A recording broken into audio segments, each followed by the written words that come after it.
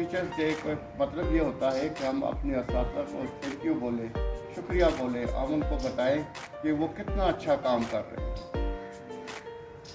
बस वालिदैन के बाद अगर आपकी कोई फिक्र करता है बगैर किसी लालच के, और वो होते हैं आपके सारे टीचर्स।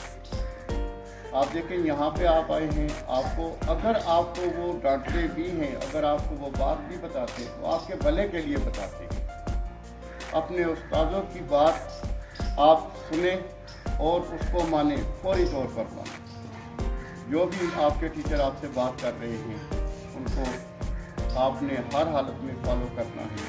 और असातिज़ा के डे के हवाले से एक मैसेज ये है कि कभी भी किसी भी अपने उस्ताद को जहाँ पे भी देखे वहाँ उनका अदब और एहतराम करें। जहाँ से चले जाएंगे तब भी ये आपके टीचर्स होंगे। मैं अब भी अपने उन असातिज़ा की सलाम करता हूँ, उनके पास जाता हूँ, उनकी हेल्प करता हूँ जो मेरे प्राइमरी के उस्ताद थे।